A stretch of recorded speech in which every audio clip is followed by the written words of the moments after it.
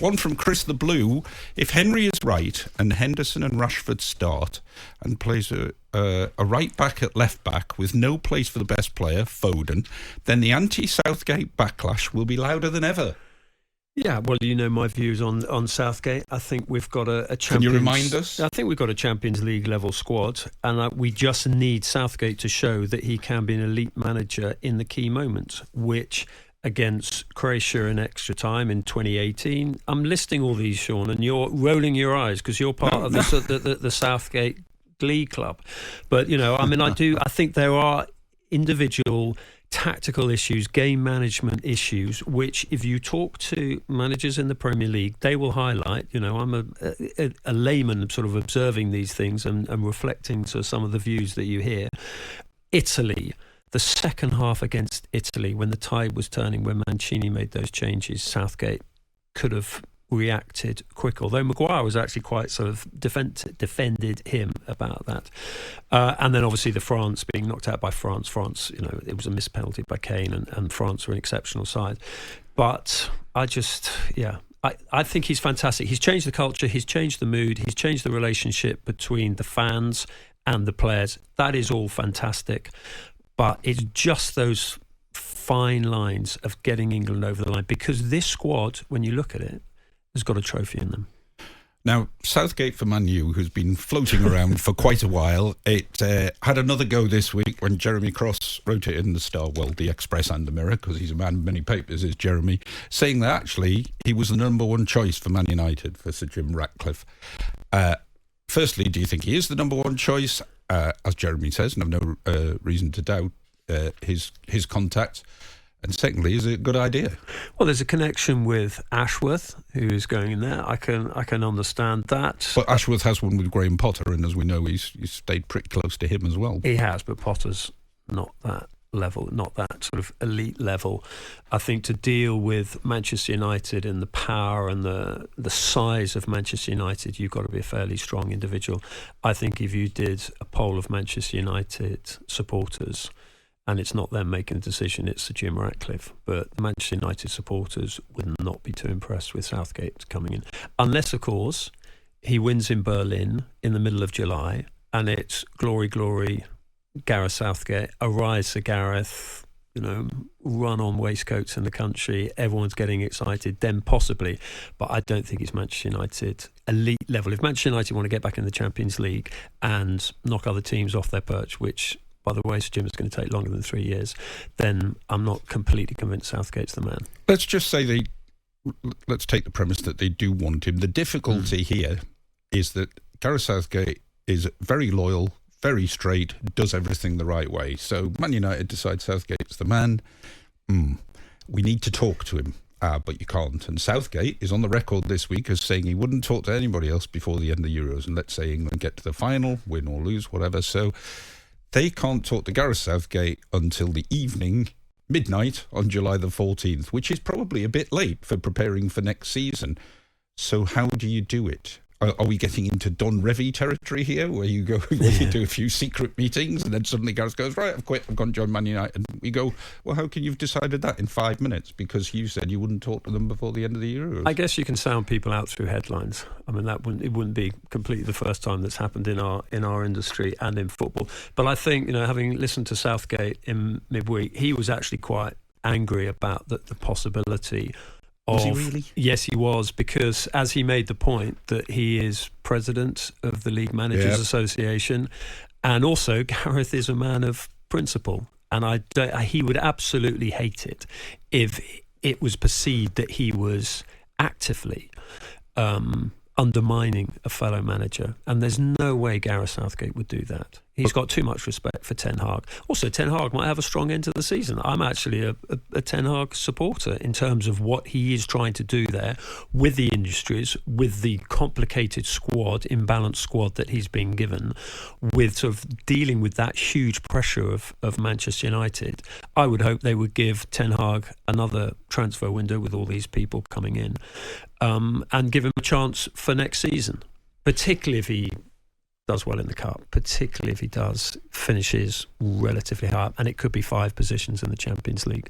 But if you're Man United, could you afford to leave it to July the 15th, say you've decided that Southgate is the man, without ever making any approach and just suddenly bringing him up on July 15th saying, we want you to be Man United manager? I think you could. I mean, would you have time to plan? Would you, or would you leave the buying of the players to Dan Ashworth? If absolutely. Dan Ashworth ever gets there, he'd probably still in his garden at that point. But because Ratcliffe was sort of indicating this week that he wants almost as much a head coach figure as much as a manager, and they need this huge overhaul of the squad, and they need to be playing or going back to the way Manchester United playing, and that identity of player, younger, hungrier, pacier, just going for it bolder, and whether that's players coming out of the academy, and 1 or 2 are, we've obviously seen with Kobbie Mainoo, Garnacho, that sort of identity of player, building around them, and then sort of judicious recruits, which Ashworth can do. I don't think there's a problem if they wanted to leave it until after Berlin, and we are talking about, touch wood, England get to the final, which would be fantastic. But look, Ten Hag is in position, and you have to respect his position, but also Southgate's take on it, which is, please don't talk about it. Well, look, we're going to talk about it all the way through, because, you know, Harry Maguire was asked. It was a slightly difficult question from Harry. What does he say? You know, does he want him as club manager or to continue as England manager? But then, you know, if you are Southgate, and I think Southgate's better with younger players rather than with an elite club. I mean, he didn't exactly cover himself too much with glory at Middlesbrough. It's ridiculous to keep going back to Middlesbrough, though. It's eons ago. You know, he's learned a lot since then. He's been an England manager in very high pressure situations. Of course it is, but, you know, you've got to allow for the fact that he's grown and developed as a manager since then. He's learnt a lot. I dare say you write better paragraphs and better intros than you did 30 years ago. So you've learned. But the point about a little bit. But the point about maybe not. It's subjective. Right. Don't open the phone lines to that. But just coming back to Southgate is better with younger players. You know, we under 21s. He's kept on refreshing this. He'll have Kobbie in midfield at Man United, just perfect. Well, exactly. But dealing with big players, I mean, it is such a tough job. But look, just coming back to the younger players, and we asked Southgate about this when he had his squad announcement. Surely, if you've got this fantastic young generation of England players coming through, who he's rightly raving about, Bellingham, as we now say, Kobbie Mainoo, other players, surely he would then want to continue with that to the United States to 2026. Maybe he would, but if it doesn't go, the FA are desperate for him to stay. Oh, I mean, it's just. I know you don't like that, do you? Well, no, I just think England should be performance related. I think he can only stay on if he wins in Berlin. Anyway, a former England manager, Sven-Göran Eriksson, had an emotional day at Liverpool yesterday. Of course, Sven has revealed that he's got terminal cancer and he wanted to manage at Anfield, and he got the chance to do that and looked like he thoroughly enjoyed his afternoon. He did. The Liverpool Echo this morning, their front page, "You'll never walk alone, Sven." And I mean, Sven got understandably very emotional. I did think it was a rather fitting Sven game, although it's slightly, you know, the first half bad, second half good in terms of the way they responded against Ajax. I mean, there were some lovely moments. Gerrard linking up with Torres, Djibril Cisse, who's now a DJ. So, I mean, you know, time moves on, but Sven, I mean... Have you managed to see the game, have you? Where did you fit that in? You've managed to see the game? So when you were in corporate... And those of us who were sort of getting back to our cars, you can get clips and things like that. And I mean, it was, you know, read the Liverpool Echo, got very good coverage of it. But Sven is, look, he's got this film coming out. I've helped out with the film, honoured to be asked to contribute. And it's very emotional because of Sven's situation, because he's just a genuinely likeable guy. And I was sort of reflecting as I was helping them out with this film. I mean, I wrote some very critical, quite, you know, as you did. I mean, you were on the road with me at the time. We were pretty strong on Sven. Not so much this, should a foreigner manage England? Not so much that which was at the start, because England then had 5-1 in Munich and everyone was, you know, fell in love with Sven. But towards the end, when it drifted and it was frustration, and the team balance was wrong for central midfielders and all that.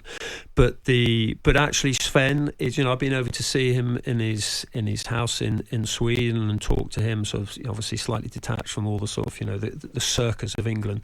He's a genuinely likeable, principled man. Never took the criticism to heart either, did he? He was absolutely brilliant. When we were absolutely... I can remember when the Ulrika Johnson autobiography story came out on the morning of an England training. I went and locked the door to the press room so that no one could come in and listen to the grilling that you were giving Sven. Not just me, it was everybody. I was asking him tactical questions, whereas you were saying, Sven blonde bombshell, I think you were throwing. What is the problem? Private life is private. That was always his answer, wasn't it? He was brilliant. I love his comment to Didi Hamann when he lost his job at Manchester City. He opened a bottle of champagne and Didi Hamann said, "What are we celebrating? You just lost your job." And he said, "Kaiser," he always referred to Didi as Kaiser, "we are celebrating life." And particularly poignant, I suppose, this weekend because England played Brazil, and of course England versus Brazil in 2002 could have gone the other way. That moment when Michael Owen was nursing a hamstring, and Michael Owen knew he probably only had about 6 or 7 bursts in him. When he burst away from Lucio and England went 1-0 up, I thought, oof, it's coming home. But it didn't. Ronaldinho was really jamming from 40 yards, as we know. And a couple of people jumped out of tackles. Who are you talking about? Well, it was all over your paper. And yours. That was Henry's friend David Beckham, I think he's referring to there. Next up, we'll have our weekly feature, Mono v Mono, and I'm back in the game. This is the Sunday edition on talkSPORT.